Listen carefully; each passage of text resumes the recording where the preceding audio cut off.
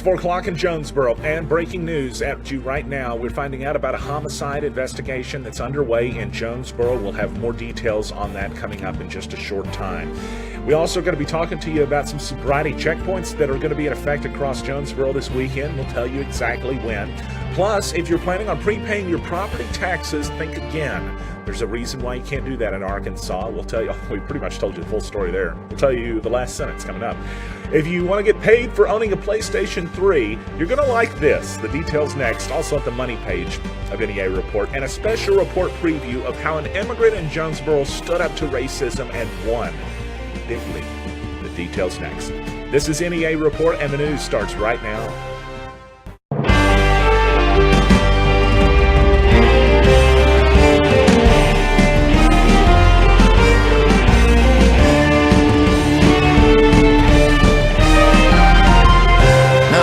Stan Morris reporting. We start the show out tonight with breaking news. A homicide in Jonesboro, and it happened this afternoon. The details are incredibly new. We just received the press release a short time ago from Corporal David McDaniel, and we've got him on the phone to give us more information about what's going on. Well, we actually have not a whole lot of information to release. This is a new investigation that's currently being investigated. We did receive a call at approximately 12:45 today that someone had been injured with a knife. We're not certain if the person injured was the suspect or ultimately the person that was killed. Officers did arrive on the scene a short time later and determined that there was a victim of a homicide inside the residence. Detectives showed up a short time later and processed the scene. An arrest was made, and they're currently interviewing witnesses. So it's still an ongoing kind of deal. I mean, the details just coming in. I was actually surprised to see it in the inbox because it had just happened such a short time ago. You mentioned that there has been an arrest made. Detectives still working on it and interviewing it. Is it? And I did notice the release said that it was a female that was killed. Is that correct? Yes, it is. And at this time, I am not aware of their relationship. If there is a relationship, I'm not certain if this is a domestic case or what type of relationship the suspect and victim had together. Sure, I understand. Are you able to release the gender of the suspect in custody? It's a male. Okay, gotcha. So we're finding out details about that late breaking this afternoon. I was actually just checking to see if any new information had come in. It has not. David McDaniel told us after we finished the interview, he told us that it's not expected to see a name released today. It's expected maybe tomorrow morning. We'll find that out. I mean, that could change, but the police are still trying to notify next of kin. Obviously, that's a sensitive matter, especially when you're dealing with a homicide investigation that has a domestic undertone to it already. One suspect in custody. When you're dealing with a suspect in custody so fast out of the crime, it generally indicates that this may not be one that takes police a long time to solve. It may be cut and dry, and we're hoping, at the very least, to find out more details about that just as soon as we can get them from JPD. As mentioned, an arrest has been made. The individual arrested was a male. The victim was a female, and it happened on Arrowhead Farm Road in Jonesboro. The call came in at about 12:45 p.m. this afternoon. A little bit unusual for us to hear of a type of call like this in the daytime. Not saying it never happens. It's just oftentimes it seems like it's nighttime when murder investigations are taking place. JPD is still working it. They're interviewing the suspect, and they're also processing the crime scene. So still trying to find out more information, and hopefully as we find out more, as soon as we do, we will be able to bring that to you here on NEA Report.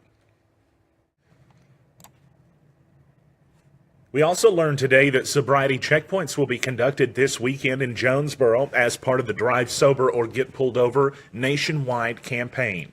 It begins on Friday at 10 p.m. and ends Saturday at 2 a.m. Traffic may be stopped briefly as drivers are checked for intoxicants, but folks, it's 2017. You have Uber. you have Lyft, you have local taxi companies, you have all kinds of options. Drinking and driving should not be one of them. Plan ahead. Just take 5 minutes to plan ahead before everybody goes out to decide how you're getting home, and have a great New Year's Eve, and make it safe by not driving while intoxicated. Quite a few people have seen the new tax plan and thought to themselves, hey, maybe we can pay our property taxes early and cash in on some of those tax credits or the ability to write more of that off this year. But we wanted to pass along a little bit of information, as a lot of folks trying to scramble here at the last minute. No, you can't pay your property taxes early in the state of Arkansas. We confirmed it with Craighead County Tax Assessor Hannah Towle earlier today, who told us that you actually have to wait until the opening of March for the taxes to be paid. So unfortunately, if you're planning on maybe making an effort or a trip to the courthouse tomorrow, well, we saved you a little time. It's the same across Arkansas. It's finally paying off to have a video game system, well, at least in some form or fashion. See, if you owned the FAT model of the PlayStation 3 between 2006 and 2010, you may be due some settlement money. We posted the story this morning on the money page of NEAreport.com. You could receive up to a $65 payout under the proposed settlement if you agree with it. It comes as a resolution for Sony disabling the PlayStation 3 from running another operating system. The settlement said other operating system, but we found out it was Linux. If you want to submit the claim, you have a pretty considerable amount of time to do it, or you could deny it and try to sue them on your own, but if you're not going to try that, just submit the claim on the money page at NEAreport.com. We've got a link directly to the lawsuit proposed payout that you can go to. All right, let's get you a check of that New Wave Wireless forecast right now. And there's actually some concerning numbers in the forecast. Several days that have concerning single-digit temperatures right around the corner. It's all part of your New Wave Wireless forecast, home of the $49 iPhone screen repair. And here's what it looks like beginning with tonight, a mostly clear evening, and a low down to 18 degrees. The high will go up a little bit tomorrow, but if you look ahead, that is it, and it's about to go down way low. Tomorrow, a high of 39. Some clouds out and about, partly cloudy day. It looks like for your Saturday, 37 is going to be the high. And again, it should be really mostly sunny for Saturday. It's around 15 degrees is what the low is going to drop down to, though, on Saturday night. And then on Sunday, isolated snow flurries. Now, just a little bit of snow here and there. It's not expected to snow all day, everywhere, all the time. It's going to be a mostly cloudy day when it isn't.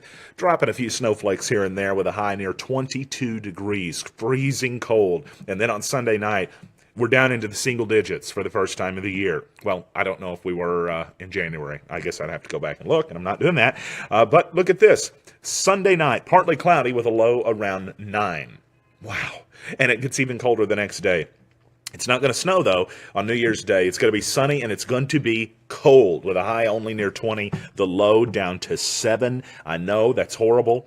The good news is it's going to go up pretty considerably the next day. Temperatures jumping. Well, the low will jump over 10 degrees, and then hopefully we'll see things start to warm up. But it can't really get much colder than that unless we start hitting absolute zero, in which case the science nerds will be happy.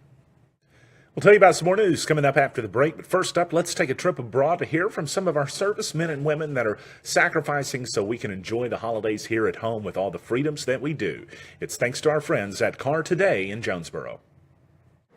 Hello, I'm Staff Sergeant Autumn Turner, and I'm stationed at Camp Bonsdale, Kosovo, and I would like to wish my sons, Andrew and Aaron, in Desert, Arkansas, a happy Thanksgiving and a very Merry Christmas. I miss you and I love you. Janice, Chloe, Sam, want to wish you a Merry Christmas. Look forward to seeing you very soon.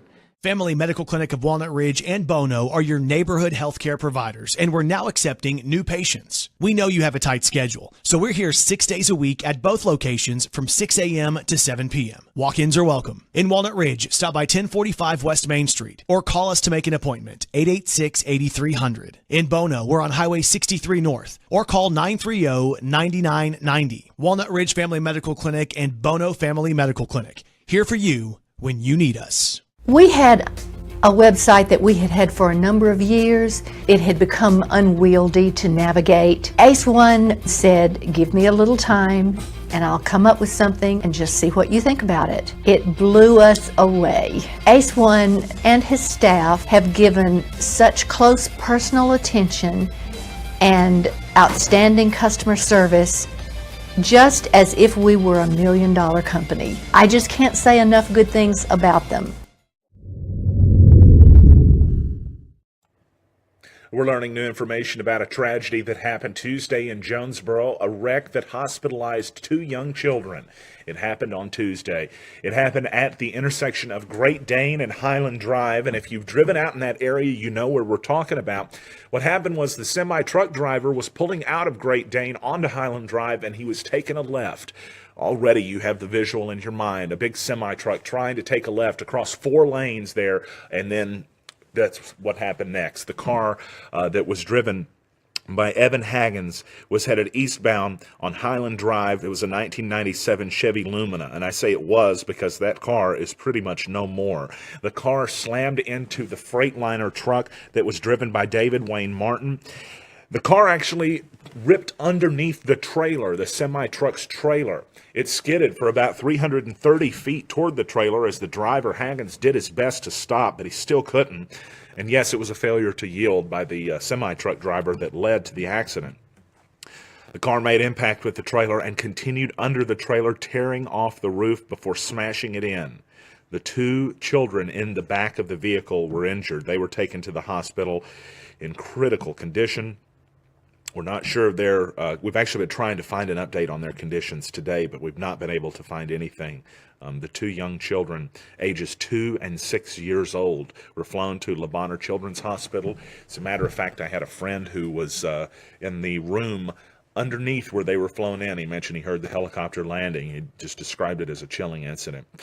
The Jonesboro Sun reported on Thursday en route to St. Bernard's Medical Center for a blood screening, Haggins told police he had drank 2.5 beers approximately 4 hours before the incident, and also reportedly said he had smoked some pot earlier in the day.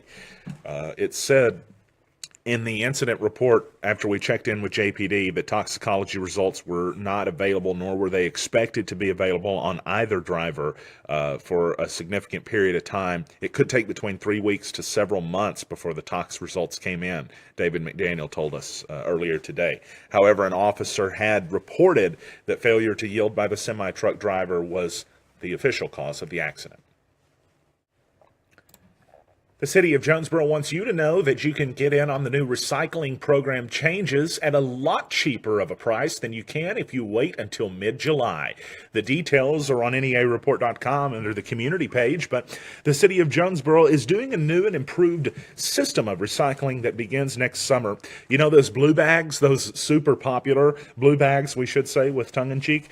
Well, the blue carts are going to be replacing those. The city sanitation department purchased 2 trucks to be used exclusively for those carts. By the way, they cost $217,000 each. Goodness. This department has also ordered 10,000 65-gallon recycle bins that are similar to the green 95-gallon bins that are used for garbage. I thought those were black. Is that supposed to be green? It just occurred to me. Mine's gray or black. But anyway, maybe they're green now. Well, residents can purchase 1 recycling bin per household for $20 plus tax starting January 1st. That price lasts until July 1st for the first bin for your house. After that, multiple bins and those purchased after July 1st are $50 plus tax. Huge increase. Bigly increase. So you definitely want to get that ahead of time if you can. The Jonesboro Mayor Harold Perrin said we had to invest in our recycling program because the strain on Abilities Unlimited, which has handled our recycling for years, was simply too much. He also went on to say this is the best option for us to take it over, and the best way to do it was with bins similar to our garbage bins. He said we will continue to be one of the few cities that provides this service for free, but we're asking residents to invest with us because of the startup cost. Most cities charge a recycling fee, but we all ask that people buy the bins. All that we ask, rather, is people buy the bins, and $20 is a bargain basement price, according to Mayor Harold Perrin. Last month in the Jonesboro Sun, there was a special story about a young girl who had gone to TJ Maxx shopping with one of her friends. The young girl is an immigrant girl. She's from Nepal, and with her friend, she decided she would go and do the American thing. Shop for clothes, right? Well, she walked inside, and before she had been in there for just a few minutes, decided that her purse she was carrying was just a little too heavy. So she sent her friend back outside to carry the purse out, put it in the car, to come back in, and for the next 45 minutes to spend some money. But there was only one problem. The girl noticed people in the store were walking around following her. And she also heard her friend tell her that apparently some folks in the store thought that there were foreigners, and I'm using that as a quote, stealing. As the girl went and checked out, paid for her goods, she said that the manager was staring at her weird. She said she walked out the front of the store and the cops were there. As she walked to her car, the cops followed her. They didn't even say anything, they just followed her. As she got to the car, she turned around and said, "What do you want?" The cops told her that somebody had called them and said that someone fitting their description were suspects of shoplifting. The girl asked, "What description? The fact that I'm foreign?" The girl complied. She said the police were nice. She went along with the search and let them search her things, even though she said they made a mess in her car. After they wanted to search her purse, that's when she said she was fed up. She went back into the store and stood up to the manager. The manager told her that she had not called the police, that nobody there had. The manager denied any involvement. The problem was that was a lie. TJ Maxx, who was contacted after the fact about this incident by the young girl we're telling you about, apologized. They reviewed security camera footage and apologized for both the manager's behavior, for the girl being bothered, who apparently had never done anything wrong at all, and more. In fact, the story reached an incredible resolution, going up to the highest levels of management at TJ Maxx. And whenever their top leaders stepped in, well, they had a different attitude than the manager here in town. Their attitude was of compassion, of sympathy, and apologetics. But the young immigrant girl that we told you about didn't want anybody to lose her job, and in fact saved the job of the manager who looked her in the face and lied, couldn't own up to her own actions. The story is incredible. It's on NEAReport.com tonight. Finishing that up after the show, and we're going to have that posted, should be by 6 or 7 o'clock tonight. It's actually been covered in the Jonesboro Sun, the first chapter, so to speak, of it, but there's been a great deal more that took place, and resolution has been reached. We can't wait to tell you this story. Again, that is tonight on NEA Report, and we hope that you will log on after about 6 or 7 o'clock tonight and read the full story. Well, before we leave you tonight, we want to let you know one more time that the weather is set to be potentially dangerous for some out there. We're talking about the elderly, for pets, for those who might be outside and unmonitored, for those who live alone. It's time to check on them pretty regularly. Here's what it looks like over the next few days. Isolated possibilities for snowfall on Sunday. The temperatures dropping down to the single digits for New Year's Eve and New Year's Day. And we're going to be looking at wind chills in the single digits really from now until next week.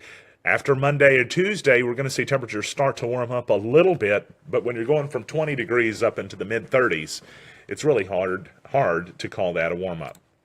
Thanks, everybody, for joining us tonight on NEA Report for the news at 4. We're back tomorrow with another edition of the news before a big 3-day weekend happens. So if we're smiling a little extra tomorrow, well, we've just ratted ourselves out and told you why. I'm Stan Morris. Thanks, everybody, for tuning in tonight. Hope you have a good night.